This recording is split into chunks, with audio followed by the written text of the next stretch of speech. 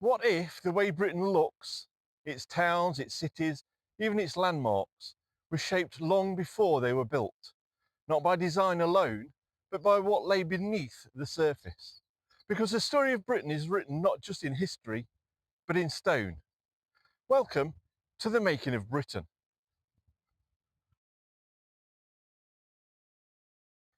It's easy to overlook the materials that surround us.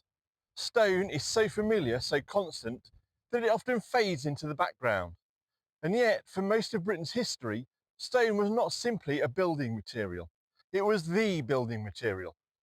What was available locally determined what could be built, how it would look, and how long it would last. Beneath the surface lay layers of limestone, sandstone, granite, and other materials, each with different properties, each shaping the character of the places where they were used. The result is a country where geology is visible in architecture, where the ground itself influences the appearance of entire regions. Before the development of modern transport, moving heavy materials over long distances was difficult and expensive. As a result, most construction relied on what could be sourced nearby. This meant that buildings were closely tied to local geology. In areas rich in limestone, structures took on a pale, uniform appearance.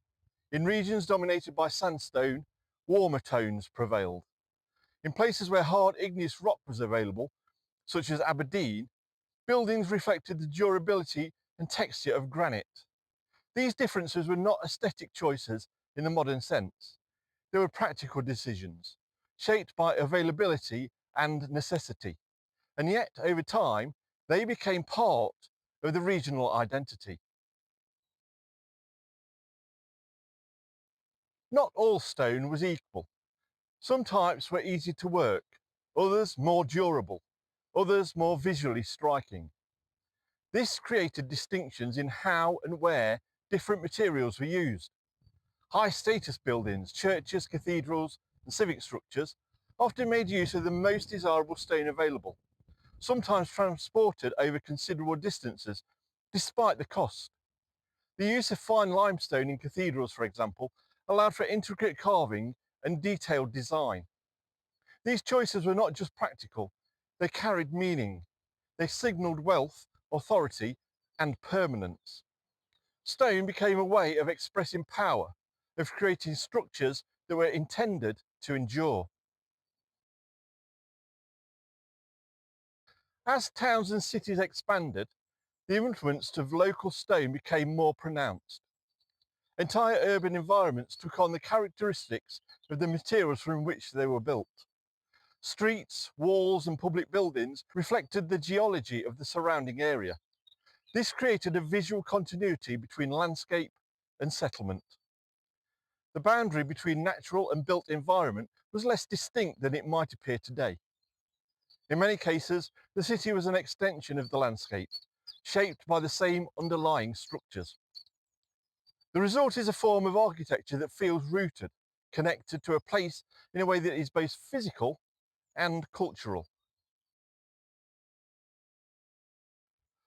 At this point, it's worth considering how much of what we see in Britain's towns and cities is the result of deliberate design and how much is shaped by circumstance.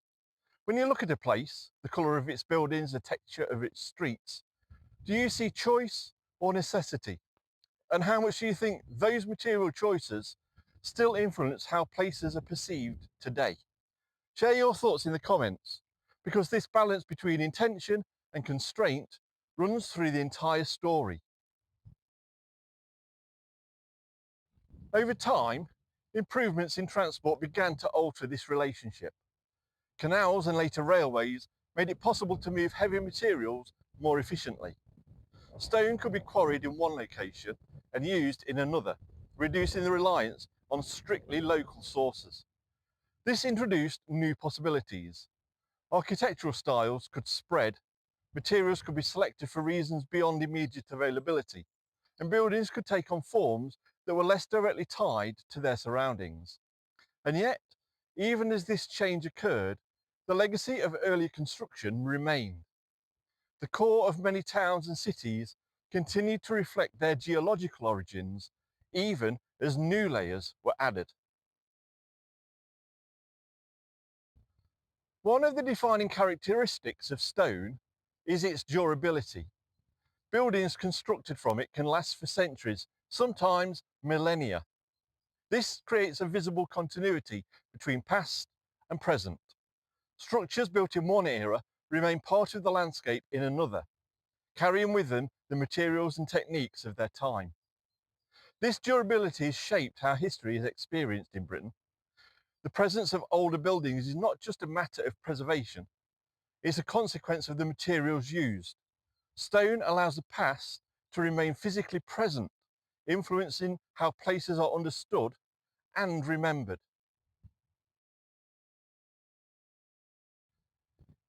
The use of stone also required its own forms of extraction and labour.